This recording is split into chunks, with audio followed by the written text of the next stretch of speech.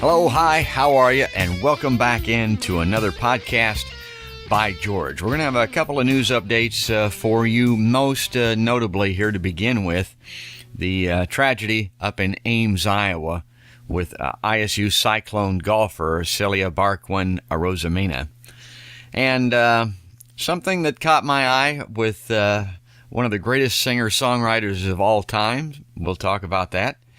And then we'll turn our attention to a singer-songwriter that maybe is not the greatest of all time, at least not yet, but he's a friend of mine, and that's Dan Medeiros. You've heard some of his music on an earlier episode. We'll hear a little bit more. Matter of fact, if you want to hear an entire song by Dan, we'll play it for you at the end of the podcast. But let's get serious now and turn our attention to Dateline, Ames, Iowa. This article appearing in the Des Moines Register and written by Register reporter Austin Cannon. It was mostly a normal tailgate up in Ames Saturday. Cyclone fans were grilling, playing cornhole, throwing back cans of Busch Light, but there was one noticeable difference: lots of yellow. Earlier this week, fans at Saturday's game were asked to wear that color to honor Caelia Barquin Arozamena, the former ISU golfer who was killed Monday morning while playing cold water golf links in Ames. The overwhelming majority of them obliged. Eric Swan, 19, helped direct parking near a tailgating lot off South 4th Street hours before the kickoff.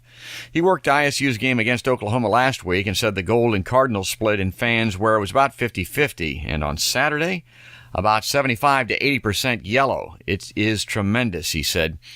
The percentage was likely even higher once the stadium filled. It was an important enough cause that some people bought their garb at the stadium just to wear yellow. Others purchased tickets specifically to be there to help honor Barquin Arozamena. Before Iowa State's morning kickoff against Akron, everyone in the stadium stood silently for 12 seconds in remembrance of Barquin Arozamena. Iowa State and Akron players wore CBA decals on their helmets, and the Cyclone marching band formed her initials to the national anthem. The pregame atmosphere was subdued, none of the usual fireworks. Iowa State's players stepped onto the Mid-American Energy Field turf carrying the flag of Spain, Barquin Arozamena's native country. A video tribute described her as a passionate, caring person who embraced being a Cyclone.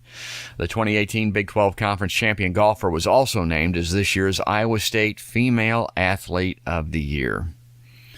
It capped a solemn week in Ames here in the heartland. People charged a 22-year-old man in Barquin Arozamena's death soon after her body was found. Her former coach called her a beautiful person. And the 22-year-old student who was finishing her civil engineering degree was remembered for her smile and her ability to make her teammates laugh. Well, Celia's gone, and there's no doubt that all of the wonderful things that have been said and will be said about her are absolutely true.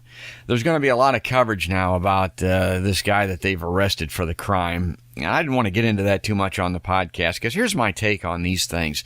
There's a great fascination with these types of individuals, whoever committed this horrific act, to try to find a motive. Well, here's my point about trying to find a motive. The man's motive, he's nuts, all right?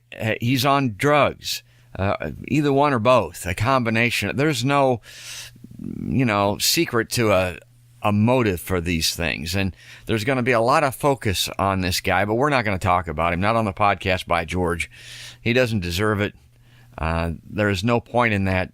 That won't get us anywhere.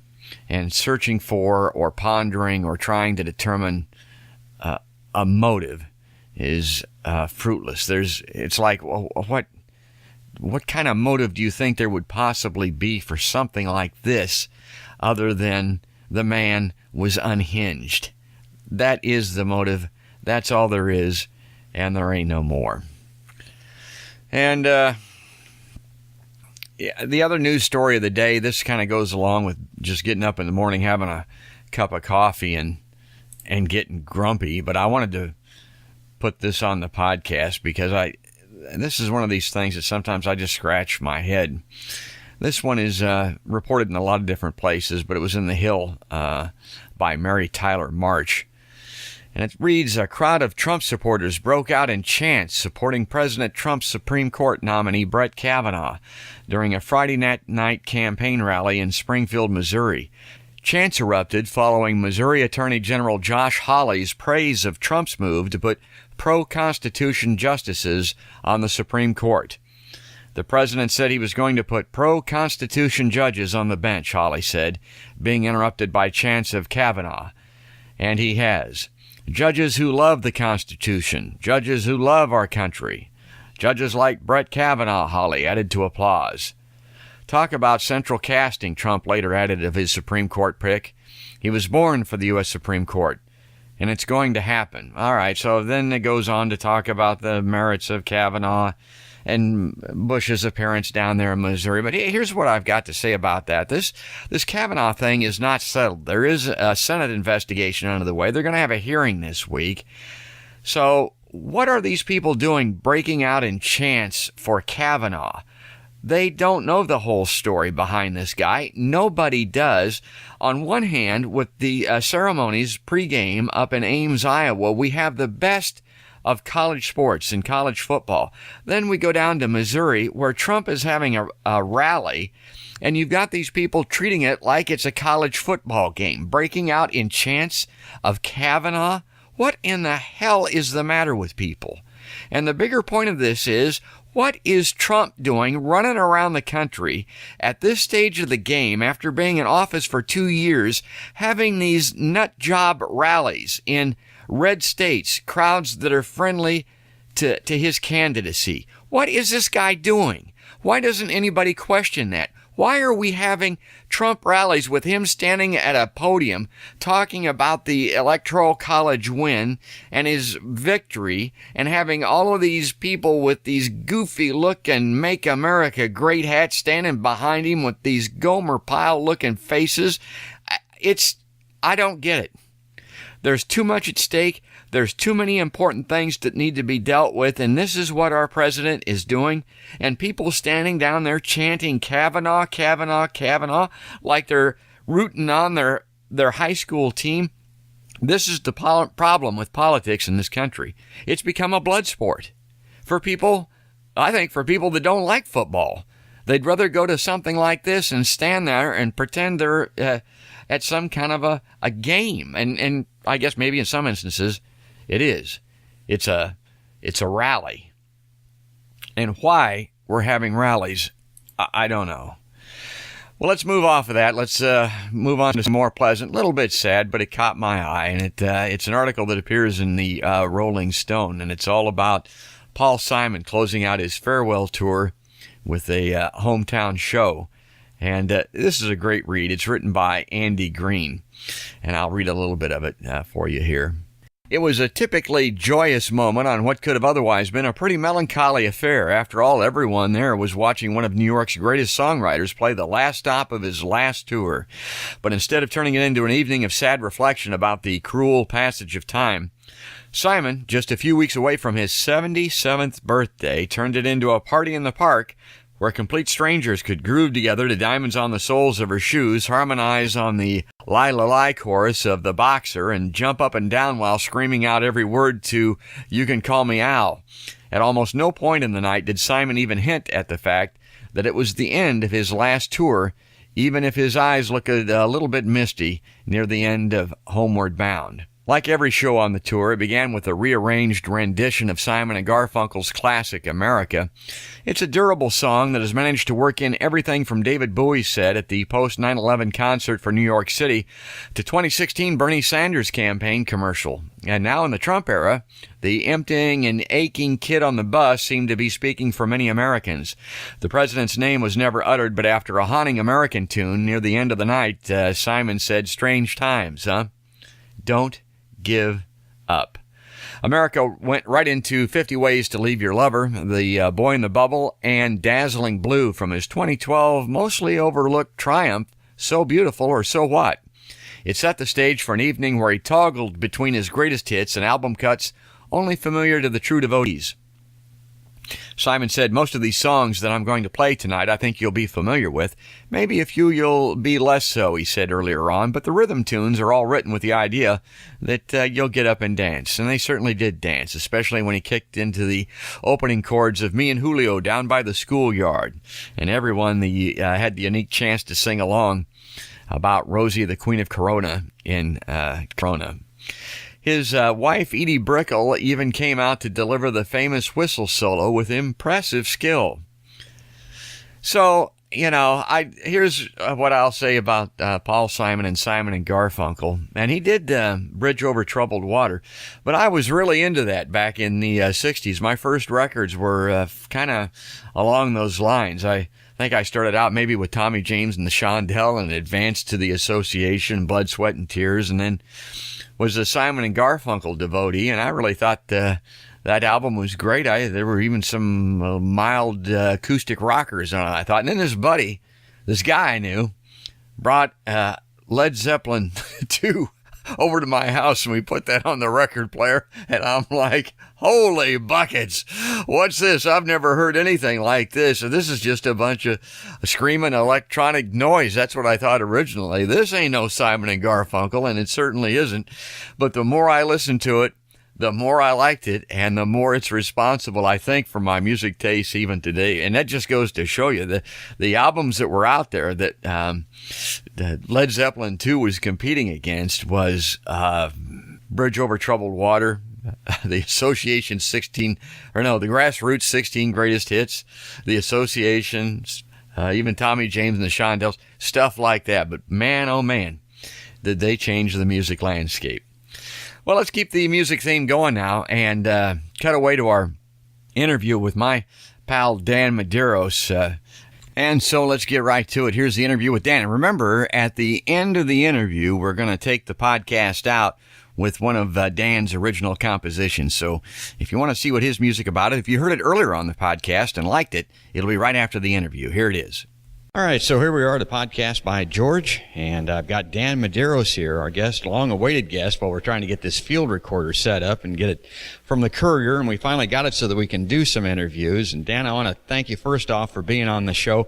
And before we talk about anything else, I want to thank you right off the top. I mentioned this in one of the earlier podcasts. When my sister was dying of ALS in 2015, we put on a charity hockey game at Wells Fargo Arena. And Dan Medeiros, who I didn't really know that well, a guy from Canada, played hockey with him, but it's not like he was a lifelong friend. He was the second guy to sign up and participate in that game, and that always impressed me, and I appreciate that, and I always will. And I didn't want to say anything else before we got started until I extended my heartfelt thanks for that, Dan, and I mean it. So, Dan Medeiros, give us the thumbnail. Coming down from Canada to Iowa to play hockey and play music, how did that all happen? Well, this was back in, I guess it started a lot sooner, but back in 2011.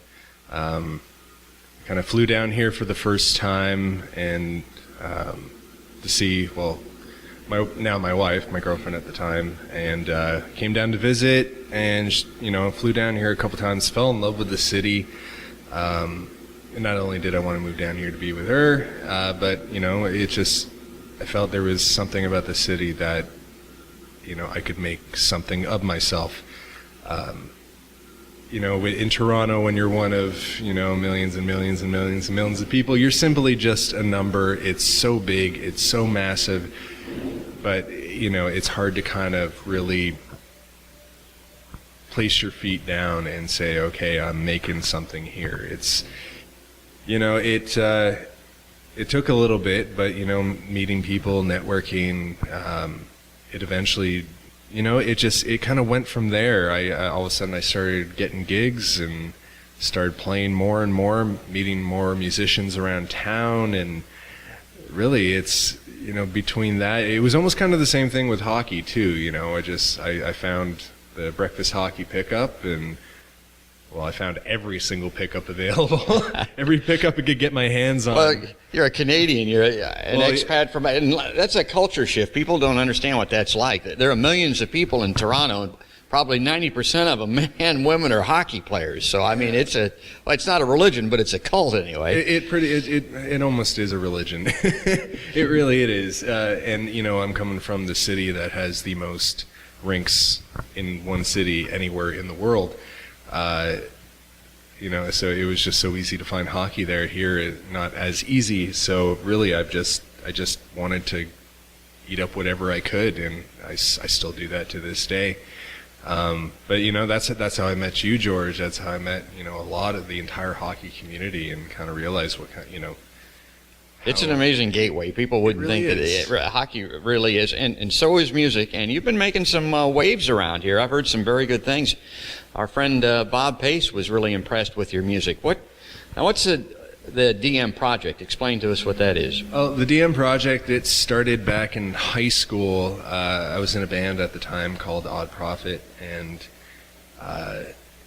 some people who knew me but didn't really know my band members at the time, they're kind of like, we only know that you're in the band, so we started calling it the Dan Medeiros Project, and they started saying it as a joke. And eventually when I went off to be a solo, started playing solo music, I'm like, I should just, that actually makes sense, the Dan Medeiros Project, or just the DM Project, because it's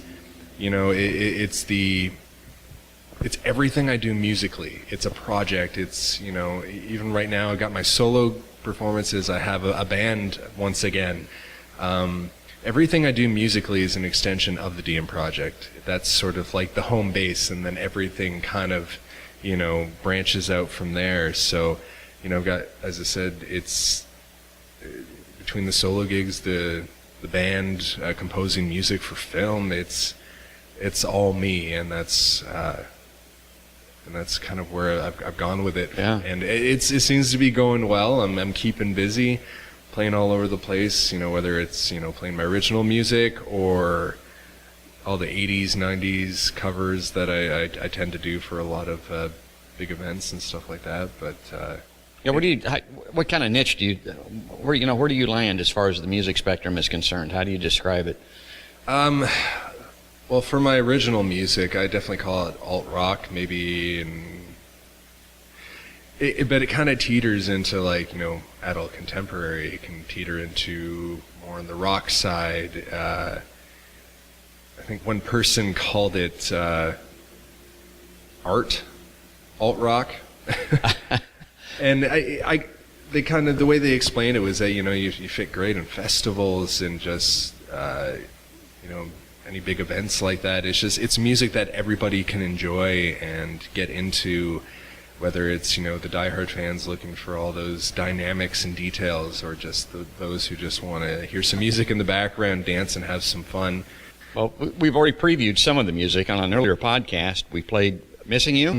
Started recording that back in 2010, didn't release it until 2015. Moving countries kind of slowed down that process a bit, but it's amazing. Just the boost in my music has really changed not only my voice, but my my maturity with writing, my how I write, the style I sing, and everything's really changed since then. So even if you hear those songs, when you hear us live, you'd understand exactly what I'm saying. It's a project. Yeah. So tell us about the band. What does the band bring to it, or how does it change songs like that? Because what we heard was solo. It was you and the 12-string. Yeah.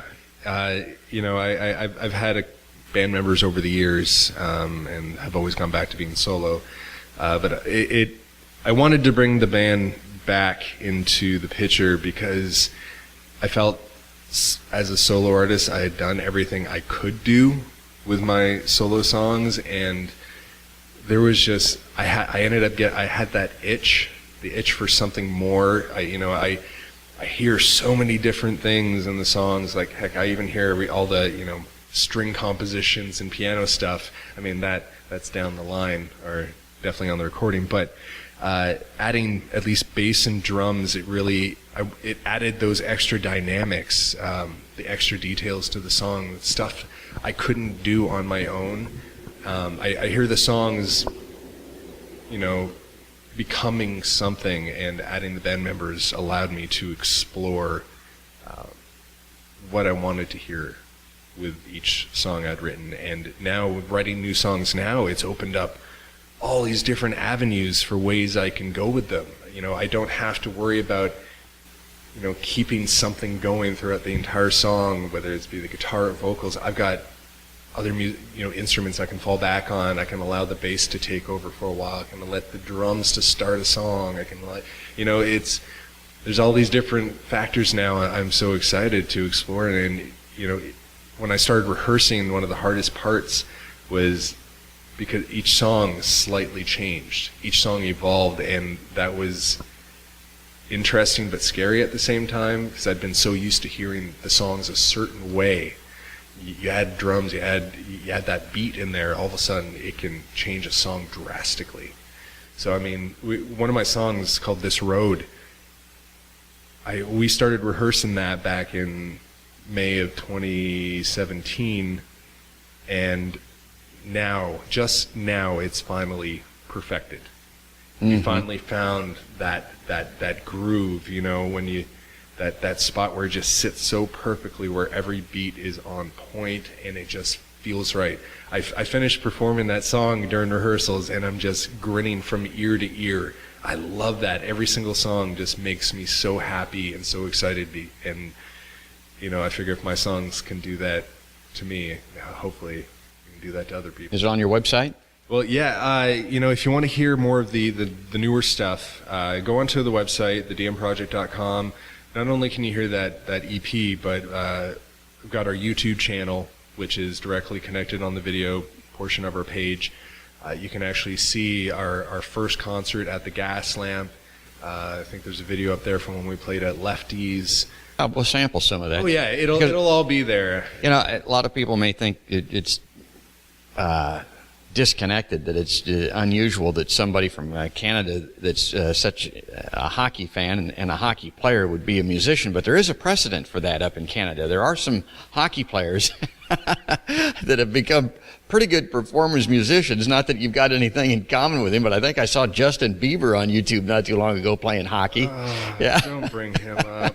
I tried to forget that happened. Yeah. Well, he's not, maybe for a lot of people, Canada's finest, but, there are other examples of it. Going back to my day, some of the early exports from Canada, from Winnipeg, the Guess Who. Oh, yeah. And then you just had a tragedy up there not too long ago when the lead singer of that band passed away. The Tragically Hip. Yeah. Yeah, that was a tough one. Gord Downey and the band were just, they're like legendary staples. They're kind of up there in the same line with like Rush. They're bands that are mean the world to Canadians. And losing Gord, and when he going on his farewell tour, and to this day, my tribute to him is playing a Head by a Century. I play that at a lot of my gigs where I get to play cover tunes. And how's it received down here? I mean, do people get it? Do they? Do you have any Tragically Hip fans down here? I find them every once in a while. Yeah. And when I do, it's great. They love it. They appreciate it, and it. To them, they're like, it makes sense. A Canadian singing a Canadian song. But others who don't, they just see it as a song that that's a good song. That's a good tune. It really is. I have one of my. I still will never forget the day that music video. Memories like that. I find music, and a lot of people do. They match music up with certain memories, and a lot of moments in their life, and I've always done that. Heck, my first actual solo album, when I started the DM Project, was actually titled Moments. That was actually the lead track on there, and just because the songs were about certain moments in my life, and then those moments helped create those songs. And so it's kind of the opposite end, where somebody hears a song and then they go, oh, that reminds me of that time I did this or did that. So if you had to pick one, hockey or music, do you ever think of it in that context? I mean, are they separate compartments for you, or is there? Do you get anything from one that crosses over to the other? Is there any? You ever write a hockey song? No, I have yet to write a hockey song. I feel like that's something I should be doing. I don't know how much of a market there is for that. Yeah. Well, I mean, the Tragically Hip did it. Did they? Yeah, and they sang a song about the last time the Leafs won the cup. Oh. And but I don't know. Who knows? Maybe I'll toss it in there as like a quick little reference that some people might or might not get. But I got to tell everybody, when I came over here to do this interview, Dan's getting ready to go out to buy a new guitar. I know you want to talk about it. Tell us something about that. Oh, yeah. So when I moved here, all I brought down with me was my 12-string acoustics, my Takamine 12 strings. And really, that's all I've been playing for the past 7-ish plus years. Last time I played electric guitar was my old band back in Canada, Waiting for Grace, which, on a side note, we're actually working on our follow-up sort of send-off album. But that's a whole other story. So with the evolution of the DM project and my songs and the band, I got to the point where I felt like, all right, I've done as much as I can musically with this band right now, but I hear the songs evolving again. And I got the itch again to add to these songs, and a lot of the songs I started hearing, everything from some overdrive, some distortion, different effects to, again, add more dynamics and details to them. And, the 12-string just wasn't cutting it. As, a friend of mine said, C.W. Smith, he said to me, the 12-string is not always going to be the right tool for the job. It's not going to be the right thing for every single song. And I thought about that and went, that makes total sense. So I'm hearing distortion in this song. I'm hearing, a good reverb in this one, or, a delay, anything like that. And as great as the 12-string sounds, it's big, it's bold, but the little dynamics get lost in it. So any lead guitar parts, anything that really needs to stand out gets lost in just how big that 12-string is.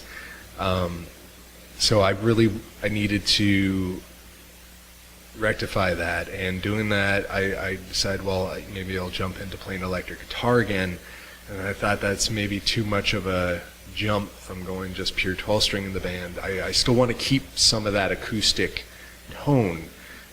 So I figured a nice hybrid guitar would be great. I found, the Gretsch guitar. I started going around town playing a bunch of different ones. I even tried, semi-hollow bodies to full hollow bodies, and I found the Gretsch Streamliner was just the perfect combination. You can still play it like an acoustic without plugging in, but you can plug it in, get that nice acoustic tone, clean tone, but then you can hit that distortion pedal and you can really wail.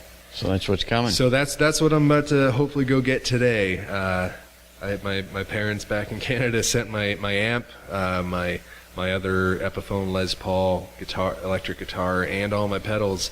They should be arriving tomorrow, so between getting the guitar, having all that stuff, I am ready to lock myself in a room for a couple days and just experiment and see what I can do with these songs. All right, great. We'll see the result. Give us the website address again for people that want to check. Yeah, if you want to go to my official website, it's www.thedmproject.com. DM, kind of like Des Moines, but it's Dan Medeiros.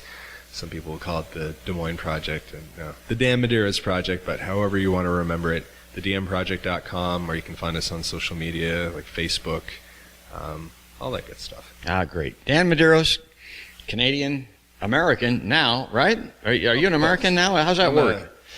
I am a lawful permanent resident of the United States, so I have Attaboy. I have a green card. I've got tenure, so I don't have to deal with immigration stuff anymore, which is fantastic. All right, great. Today's guest, Dan Medeiros, on A Podcast by George.